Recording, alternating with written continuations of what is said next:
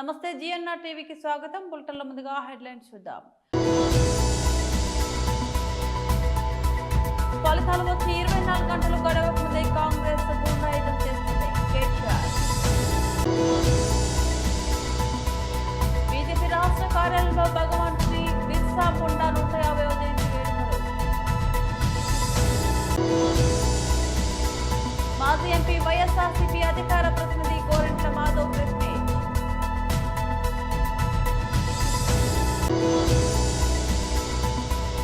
CID విచారణకు హాజరైన రానా anchor Vishnupriya. Jubilee Hills ఫలితాలు వెలువడి 24 గంటలు కూడా గడవక ముందే కాంగ్రెస్ గుండాయిజానికి పాల్పడుతుందని బీఆర్ఎస్ వర్కింగ్ ప్రెసిడెంట్ కేటీఆర్ విమర్శించారు. తాము కూడా ఎన్నో ఎన్నికలు గెలిచినప్పటికీ ఇలాంటి దాడులకు పాల్పడలేదని ఆయన అన్నారు. కాంగ్రెస్ శ్రేణులు నిన్న రాత్రి విజయ గర్వంతో ఊరేగింపు నిర్వహించాయని, ఎలాంటి పరిస్థితుల్లోనైనా కార్యకర్తలను కంటికి రెప్పలా కాపాడుకుంటామని ఆయన భరోసా ఇచ్చారు. తమ కార్యకర్తపై దాడికి పాల్పడినందుకు కాంగ్రెస్ పార్టీ బాధ్యత వహించాలని ఆయన డిమాండ్ చేశారు. దొంగ ఓట్లు, గూండాగిరి, డబ్బులు పంచి జూబ్లీహిల్స్ ఉప ఎన్నికల్లో గెలిచారని ఆయన ఆరోపించారు. కాంగ్రెస్ గూండాయిజం ఇలా కొనసాగితే ప్రజలు తగిన బుద్ధి చెప్తారని ఆయన హెచ్చరించారు. గోపీనాథ్ గారు పోటీ చేసి ఇంకా ఎన్నికల ఫలితాలు వచ్చి 24 గంటలు కూడా కాలేదు. సరే, ఎన్నికల్లో అధికార పార్టీ చేసిన అరాచకాలు, అధికార యంత్రాంగాన్ని అడ్డం పెట్టుకుని చేసిన దుర్మార్గాలు, ఎలక్షన్ కమిషన్ చేష్టలుడిగి కళ్ళప్పగిచ్చి చూసిన వైనం, ఎన్నింటి ఫలితంగా మేము నిన్నటి ఎన్నికల్లో సాంకేతికంగా ఓడిపోవడం జరిగింది. కానీ ఎన్నికల ఫలితాలు వచ్చి 24 గంటలు కాకముందే మా పార్టీ కార్యకర్తలు, నాయకుల మీద ఇవాళ గూండాయిజానికి, రౌడీయిజానికి కాంగ్రెస్ పార్టీ ఏదైతే దిగజారుడు రాజకీయాలు చేస్తుందో, నేను ఒకటే చెప్తా ఉన్నా. 10 ఏళ్లు మేము ప్రభుత్వంలో ఉన్నప్పుడు మీరు ప్రతిపక్షంలో ఉన్నారు. ఎన్నడన్నా ఈరోజు ఇక్కడ మా సోదరుడు రాకేష్ క్రిస్టోఫర్ గారి మీద జరిగిన దాడి జరిగినట్టుగా ఒక ఉప ఎన్నికల్లో గెలిచిన తర్వాత ఎక్కడన్నా మా ప్రభుత్వ హయాంలో మా కార్యకర్తలు కానీ, మా పార్టీ నాయకులు కానీ హద్దులు దాటి ఈ రకంగా ప్రవర్తించారా ఒక్కసారి గుర్తు తెచ్చుకోండి. ఒకవేళ మేము కూడా ఆనాడు 7 ఉప ఎన్నికల్లో, 2 కార్పొరేషన్ ఎన్నికల్లో, జిల్లా పరిషత్ ఎన్నికల్లో గెలిచిన తర్వాత విజయ గర్వంతో విర్రవీగి నిన్న మీ వాళ్ళు ప్రవర్తించినట్టుగా మా పార్టీ గుర్తైన కారు గుర్తుని ఏదో ఊరేగింపు చేస్తూ, అవహేళన చేస్తూ చిల్లరగా ప్రవర్తించుంటే ఇవాళ మీరెక్కడ ఉండేటోళ్ళో ఆలోచించుకోండి. సోదరుడు రాకేష్ క్రిస్టోఫర్ గారి మీద, ఒక క్రిస్టియన్ మైనారిటీ కమ్యూనిటీకి సంబంధించిన సోదరుడు, ఆయన మీద రెహమత్ నగర్ లో జరిగిన ఈ దాడిని నేను పూర్తిగా ఖండించడమే కాదు, ఆయనకు జరిగిన ఈ దాడికి బాధ్యత కూడా ఖచ్చితంగా కాంగ్రెస్ పార్టీయే వహించాల్సి ఉంటుంది. ఎన్నికల్లో కొన్ని ఎన్నికలు గెలుస్తాం, కొన్ని ఎన్నికలు ఓడిపోతాం. ఎన్నికలు జరిగినంత కాలం ఎవరి పార్టీకి వాళ్ళు ప్రచారం చేసుకుంటాం. కానీ ఎన్నికలు అయిపోయిన తర్వాత కూడా ఈ రకంగా కక్షపూరితంగా వ్యవహారం చేస్తాం, ఈ రకంగా రాజకీయం చేస్తాం, రౌడీజం చేస్తామంటే తెలంగాణ ప్రజలు అన్ని చూస్తున్నారు. తగిన సందర్భంలో తగిన విధంగా బుద్ధి చెప్తారు. మేము తమ్ముడు రాకేష్ క్రిస్టోఫర్ గారికి, వారి కుటుంబానికి, వారి శ్రీమతికి, వారి కూతురికి, వారి కుమారుడికి, వారి తండ్రి గారికి అందరినీ కలిసినాము. విష్ణువర్ధన్ రెడ్డి గారు, సునీత గారు, కౌశిక్ రెడ్డి గారు, అట్లాగే మా నాయకులు అందరం కూడా కలిసి, మా కార్పొరేటర్లు అందరం కూడా కలిసి ఆ కుటుంబానికి ధైర్యం చెప్పడానికి, ఎన్నికలు మా కుకట్పల్లి ఎమ్మెల్యే కృష్ణారావు గారు అందరం కూడా వచ్చి వారికి ధైర్యం చెప్పే ప్రయత్నం చేస్తా ఉన్నాం. అట్లాగే నేను ఇంకొక మాట కూడా ఇస్తా ఉన్నా, ఎన్నికల ముందు చెప్పాను, మళ్ళీ చెప్తా ఉన్నా. జూబ్లీహిల్స్ నియోజకవర్గంలో ఏ కార్యకర్తకి ఏం జరిగినా కంటికి రెప్పలాగా కాపాడుకునే బాధ్యత నాది, పార్టీది. బీజేపీ రాష్ట్ర కార్యాలయంలో భగవాన్ శ్రీ బిర్సా ముండా 150వ జయంతి వేడుకలు ఘనంగా నిర్వహించారు. మీడియా మిత్రులందరికీ నమస్కారం.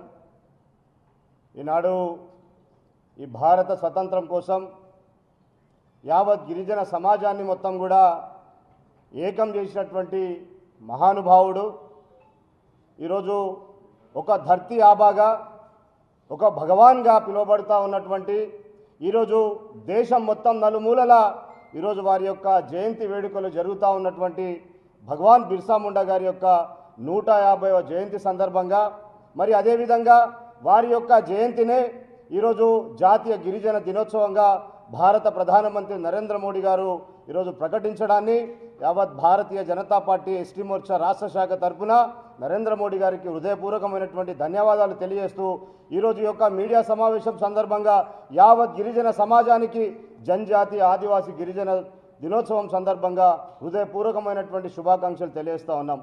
ఈరోజు ఈ యొక్క సమావేశంలో ముఖ్య అతిథులుగా బీజేపీ రాష్ట్ర ఉపాధ్యక్షులు మా యొక్క గిరిజన జాతి ముద్దుబిడ్డ డాక్టర్ కళ్యాణ్ నాయక్ గారు, అదేవిధంగా బీజేపీ పార్టీ సీనియర్ నాయకులు రాష్ట్ర ప్రధాన కార్యదర్శి శ్రీ ఎన్ గౌతమ్ రావు గారు, అదేవిధంగా బీజేపీ ఎస్టీ మోర్చా రాష్ట్ర జాతీయ కార్యవర్గ సభ్యులు బిక్కునాథ్ నాయక్ గారు, ఎస్టీ మోర్చా రాష్ట్ర పదాధికారులు, ఇతర సీనియర్ నాయకులు, పాత్రికేయ మిత్రులందరికీ కూడా పేరు పేరున వందనాలు, అభివందనాలు. మరి ఈనాడు భగవాన్ బిర్సా ముండా గారి యొక్క జయంతి సందర్భంగా దేశవ్యాప్తంగా ఒకవైపు ఒక పండగ వాతావరణం ఈరోజు నెలకొల్పింది. భారత ప్రభుత్వం, నరేంద్ర మోడీ గారి యొక్క ప్రభుత్వం ఈ దేశానికి స్వతంత్రం వచ్చి 75 సంవత్సరాలు పూర్తవుతున్నటువంటి తరుణంలో 2021 నాడు ఈ దేశంలో అణగారిపోతున్నటువంటి జాతులన్నిటి కూడా వెలికి తీయాలని చెప్పి అణగారిపోతున్నటువంటి నిమ్న జాతులలో ఉన్నటువంటి పోరాట వీరులు ఈ దేశం కోసం, ఆయా ప్రాంతాల కోసం పోరాటాలు చేసినటువంటి మహానుభావుల యొక్క చరిత్రలన్నీ కూడా రాబోయే తరాలకు అందించాలనేటువంటి కాలంలో ఆ యొక్క ఆలోచనలో భాగంగానే ఈరోజు మన రాష్ట్రంలో తీసుకుంటా ఉంటే కొమరం భీమ్ కావచ్చు, ఠాణు నాయక్ కావచ్చు, రామ్జీ గోండ్ కావచ్చు, ఈ దేశం మొత్తంలో ఉన్నటువంటి బంజారా జాతిని కూడా ఏకం చేసినటువంటి సద్గురు సంత్ సేవాలాల్ మహారాజ్ కావచ్చు, మరి ఈరోజు జార్ఖండ్ ప్రాంతానికి చెందినటువంటి మా యొక్క ఆదివాసీ తొలితరం గిరిజన ఉద్యమ నాయకుడు దేశ స్వతంత్రం కోసం అతి పిల్ల వయసులోనే కేవలం 25 సంవత్సరాల తన యొక్క జీవిత కాలంలోనే ఈ దేశంపై ఆనాడు దండయాత్ర చేస్తూ ఉన్నటువంటి ఆనాటి యొక్క బ్రిటిష్ రాణులని, బ్రిటిష్ యొక్క పరిపాలన నుండి జల్ జంగల్ జమీన్ అనేటువంటి నినాదంతో ఈ దేశానికి విముక్తి కల్పించాలని చెప్పి నా యొక్క పుట్టని కొంబని నమ్ముకొని ఉండేటువంటి నా యొక్క ఆదివాసీ గిరిజన బిడ్డలందరినీ కూడా ఏకం చేస్తూ బాణాన్ని విల్లుపై ఎక్కుపెట్టి ఆనాడు ఆ యొక్క వీరోచితంగా పోరాటం చేసినటువంటి ఆ యొక్క మహానుభావుడి యొక్క జయంతి వేడుకలు రాష్ట్ర కార్యంలో చేసుకోవడం అనేటువంటిది మాకందరికీ ఈరోజు చాలా గర్వకారణమైనటువంటి దినం అని చెప్పి మీ అందరితో కూడా మనవి చేస్తూ ఉన్నాను. ఒకవైపు గౌరవ ప్రధాని నరేంద్ర మోడీ గారు ఈరోజు గిరిజనులకి అతి పెద్ద పీటలేస్తూ మరి అభివృద్ధి పథంలో కావచ్చు, మరి దాంతోపాటుగా ఈరోజు రాజకీయంగా కావచ్చు, సామాజికంగా కావచ్చు, విద్యాపరంగా కావచ్చు, వైద్యపరంగా కావచ్చు. మాజీ ఎంపీ వైఎస్ఆర్సీపీ అధికార ప్రతినిధి గోరంట్ల మాధవ్ ప్రెస్ మీట్ నిర్వహించారు. ఒకవేళ ఇది హత్యనేని ప్రభుత్వం భావిస్తే ఇంతవరకు రైల్వే ప్రొటెక్షన్ ఫోర్స్ను కానీ, రైల్వే పోలీస్ ఆఫీసర్స్ను కానీ, ఆ రైల్లో ఉన్న టీసీలను కానీ, లేకపోతే ఆ ట్రైన్లో 54 మంది ప్యాసింజర్లు ఉన్నట్టు తెలుస్తూ ఉంది ఆ బాక్సులో, వాళ్ళను కానీ ఇంతవరకు ఏ ఒక్కరిని కూడా విచారించలేదు. ప్రభుత్వము ఏమి భావిస్తుందో ఏమి లేదో మనం ఒకటి గమనిస్తే, చంద్రబాబు నాయుడు ఎన్టీ రామారావును చంపినది ఆయన్నే, దండలేసినది ఆయన్నే, ఇప్పటి వరకు ఓట్లను దండుకుంటున్నది ఆయన్నే. ఆ రకంగానే ఈరోజు ప్రభుత్వమే ఈ అఘాయిత్యానికి పాల్పడి మళ్ళీ ఎవరినెత్తున్నో వారినెత్తిన ఈ కేసును వెయ్యాలి అన్న దుర్బుద్ధి కూడా ఈ ప్రభుత్వం చేస్తూ ఉంది అనటంలో ఎలాంటి సందేహం లేదు. నిన్న మనం గమనిస్తే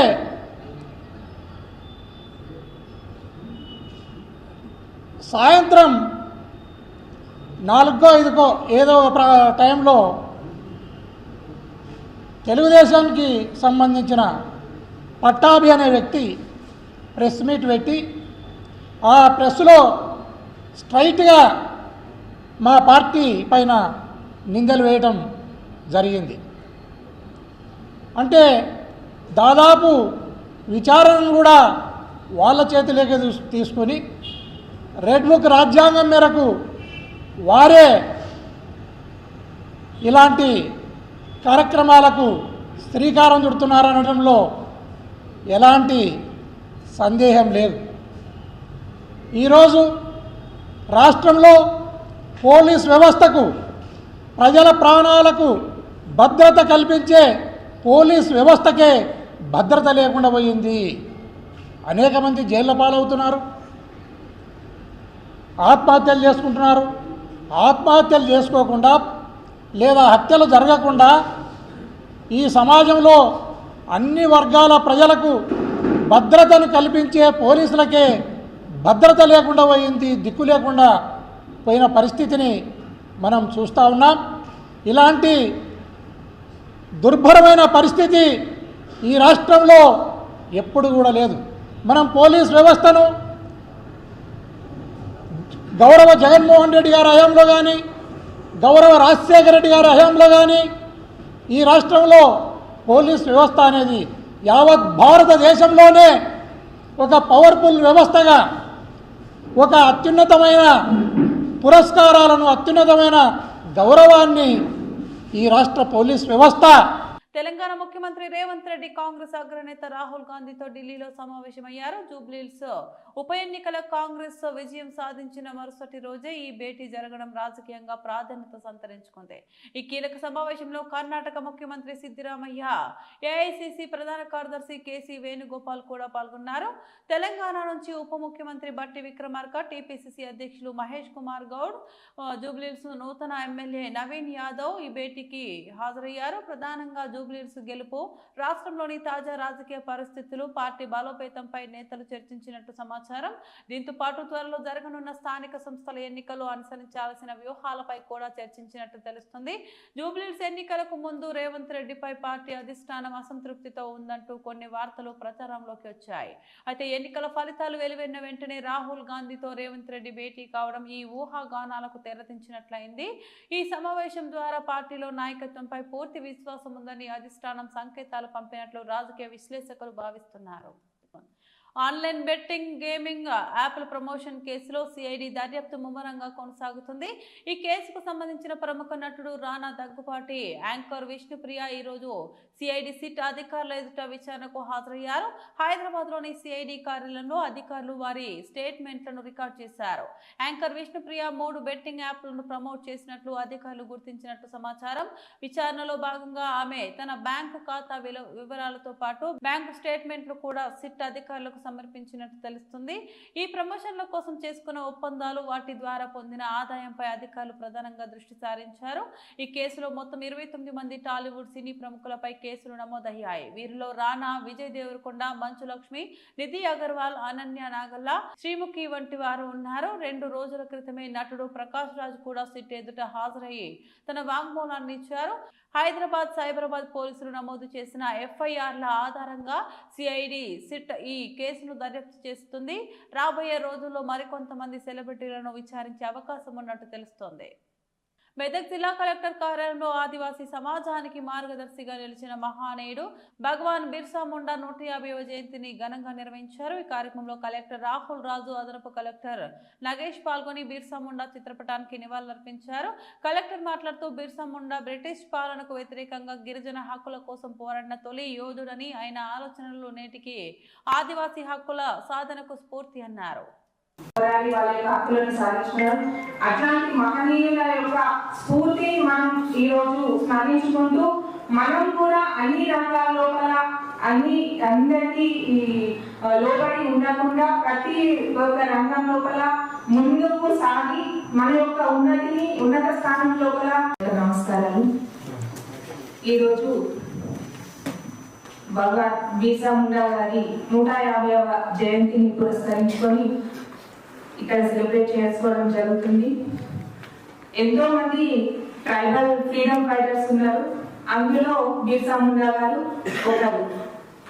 వారు 25 ఏళ్ల వయసులోనే వాళ్ళ యొక్క ట్రైబల్స్ వాళ్ళ యొక్క హక్కు ధైర్యంగా నిలబడచ్చు అనేసి కూడా ఆయన ప్రాణ త్యాగం చేసి కూడా అప్పుడున్న ఫ్రీడమ్ ఫైటర్స్ కి అందరికి కూడా ఇన్స్పిరేషన్ గా ఉండడం జరిగింది. సో ఇప్పటికీ కూడా అక్కడ గిరిజన గ్రామాలుగా మనం వెళ్ళినట్టయితే సో బిర్సా ముండా గురించి వాళ్ళు ఒక జనరేషన్ నుంచి ఒక జనరేషన్ వరకు కూడా వాళ్ళు కథలుగా చెప్పుకుంటా ఉంటారు. సో ఆయన ధైర్య సాహసాల కోసం సో అదేవిధంగా మొత్తం తెగనంతా కూడా ఏ విధంగా ఆయన మొబిలైజ్ చేసి వాళ్ళని ఇన్స్పైర్ చేసి వాళ్ళందరినీ కూడా మనకి మన హక్కులకు భంగం కలుగుతా ఉంది. సో ఇక అనేది మనకి ఎప్పటి నుంచో తరతరాల నుంచి కూడా మనకి వస్తా ఉన్న సంపద అయితే. సో దీన్ని అడవి సంపదని మొత్తం కూడా వాళ్ళు కుల్లగొడతా ఉన్నారు. వాళ్ళకి అగేన్స్ గా మనం పోరాడి మన హక్కులు సాధించాలని కూడా ఆయన ధైర్యంగా నిలబడి వాళ్ళ తోటి వ్యక్తులకు అందరూ కూడా ఆదర్శంగా నిలవడం జరిగింది. మనం కన్వర్జెన్స్ మోడల్ కూడా ఇక్కడ ఇంప్లిమెంట్ చేయడం జరుగుతుంది. సో సక్సెస్ఫుల్ గా మనం అన్ని కూడా సాచురేషన్ మోడల్ ఇక్కడ ఇవన్నీ కూడా తీసుకోవడం జరుగుతుంది. మరి ఇవన్నీ చేయడానికి మెయిన్ థింగ్ ఏంటి అనేసి మనందరూ కూడా తెలుసు. సో భగవాన్ బిర్సా ముండా వారు freedom struggle, Indian freedom struggle చదివేటప్పుడు సో ఎంతో మంది ప్రామినెంట్ ఫిగర్స్ ని మనం చూస్తూ ఉంటాం. సో దాంట్లో ఒక ప్రముఖమైన వ్యక్తి ఎవరు అనేసి అంటే సో బిర్సా ముండా గారు. సో ఎస్పెషల్లీ గొరిల్లా వార్ఫేర్ లా సో అప్పుడున్న ట్రెడిషనల్ వెపన్స్ తో కూడా అంటే ఫుల్ సొఫిస్టికేటెడ్ వెపన్స్ ఉన్న బ్రిటిష్ ఎంపైర్ కి అగేన్స్ట్ గా మరి అప్పుడున్న ట్రెడిషనల్ వెపన్స్ సో బో అండ్ యారో సో వేరే ఇతర వెపన్స్ తో కూడా వాళ్ళతో కొట్లాడొచ్చు. సో వాళ్ళని అనేసి మనకి సందర్భం సో చాలా మంది ఫ్రీడమ్ ఫైటర్స్ కూడా ఒక ఇన్స్పిరేషన్ గా నిలవడం జరిగింది. ఒక కమిటీ లాగా ఏర్పడి సో దాంట్లో ఎవరెవరైతే మనకి గిరిజనులు ఉంటారో మరి వాళ్ళ అభ్యున్నత కోసం సో అన్ని రంగాలలో ఇప్పుడు సపోజ్ వాళ్ళ బ్యాంకింగ్ రంగం అనుకుంటే కూడా 100% అక్కడ ఉన్న వాళ్ళకి అందరు కూడా బ్యాంక్ అకౌంట్లు ఓపెన్ చెప్పి ఇంకా ఎవరైనా మిస్ అయిపోయినారంటే కూడా వాళ్ళందరికీ బ్యాంకర్స్ ని కూడా అక్కడనే ఒక క్యాంపు లాగా పెట్టి వాళ్ళందరూ కూడా జనరల్ అకౌంట్స్ ఏర్పాటు చేయడం. అదేవిధంగా డిజిటల్ లిటరసీ మీద సో బ్యాంకింగ్ లిటరసీ మీద కూడా అవగాహన కార్యక్రమాలు బ్యాంకర్స్ తో అక్కడ మనం కండక్ట్ చేయడం. ఇంకా ఎవరైనా ఆధార్ కార్డ్స్ తీసుకొని వాళ్ళు ఉన్నట్టయితే లేకపోతే కొత్తగా పుట్టిన పిల్లలకి ఆధార్ కార్డు తీసుకోకుండా ఉన్నట్టయితే మరి వాళ్ళందరికీ కూడా మనం అక్కడ సపరేట్ గా ఎన్రోల్మెంట్ చేపించి వాళ్ళందరికీ కూడా ఆధార్ కార్డ్స్ వచ్చే విధంగా మనము ఎన్షూర్ చేసుకోవడం.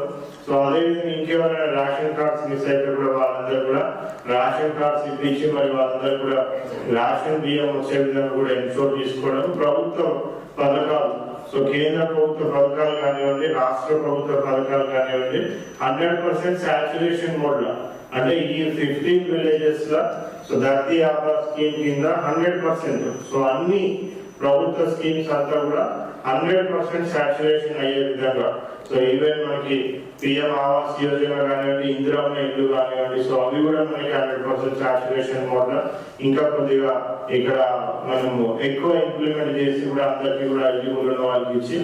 కేపీహెచ్బీ పోలీస్ స్టేషన్ పరిధిలో దృష్టి మరల్చి డబ్బులు తీసుకొని వెళ్లిన ఘటనలో నిందితుడిని అరెస్ట్ చేసినట్లు కూకట్పల్లి ఏసీపీ రవికిరణ్ రెడ్డి వెల్లడించారు. ఈ నెల 7వ తేదీన అర్ధరాత్రి సమయంలో ఉత్తమ్ కుమార్ వర్మ అనే సాఫ్ట్వేర్ ఎంప్లాయీస్ ఇచ్చిన ఫిర్యాదు మేరకు కేసు నమోదు చేసి దర్యాప్తు చేపట్టామని అన్నారు.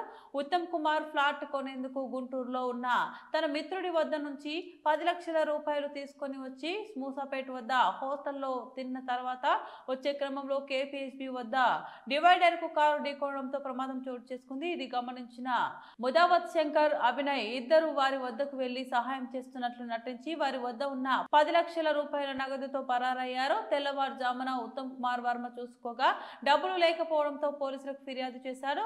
దర్యాప్తు చేపట్టిన పోలీసులు అడ్డగుట్టలో ఉంటున్న ఆటో డ్రైవర్ ముదావత్ శంకర్ ను అదుపులోకి తీసుకొని 5,32,000 రూపాయల నగదును స్వాధీనం చేసుకున్నారు. మరో నిందితుడు అయిన అభినయ్ పరారీలో ఉన్నట్లు వెల్లడించారు. ప్రస్తుతం అతని కోసం కూడా గాలింపు చర్యలు చేపట్టామని, ఈ నేరానికి ఉపయోగించిన ఆటోని సైతం సీజ్ చేశామని అన్నారు. నిందితుడిని పట్టుకోవడంలో కీలకంగా వ్యవహరించిన కానిస్టేబుల్లను ఏసీపీ అభినందించారు.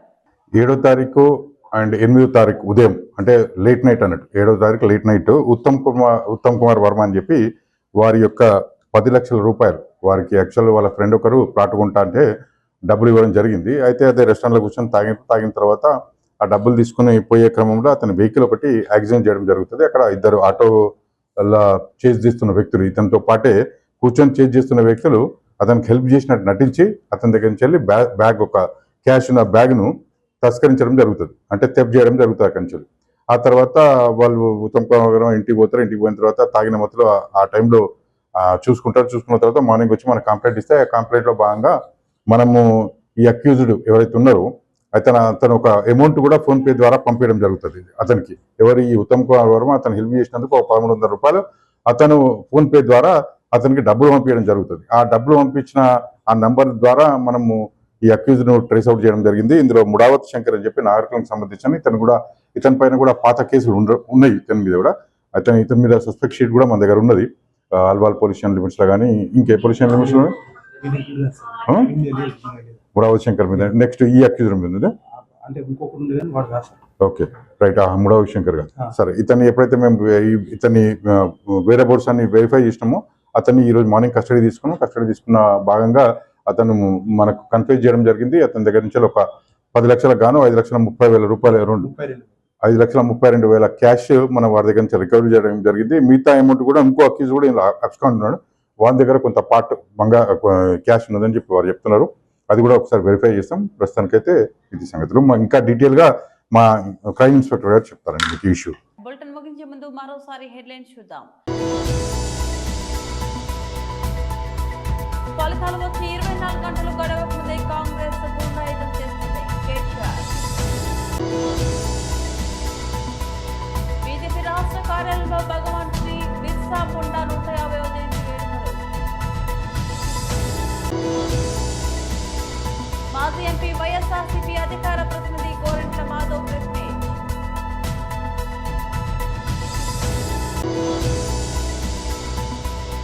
సిఐడి విచారణకు హాజరైన రానా యాంకర్ విష్ణుప్రియ. ఇవి బులెటిన్ అప్డేట్స్. మరో బులెటిన్లో మళ్ళీ కలుద్దాం. అంతవరకు సెలవు. నమస్తే.